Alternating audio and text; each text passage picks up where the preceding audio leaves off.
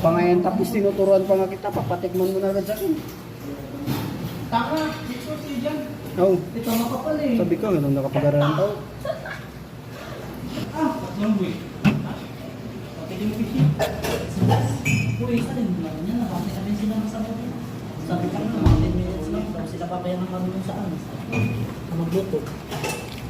Okay na.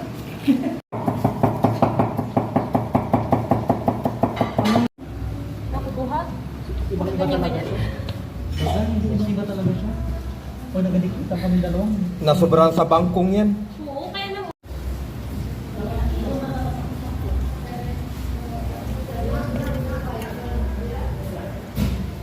Last.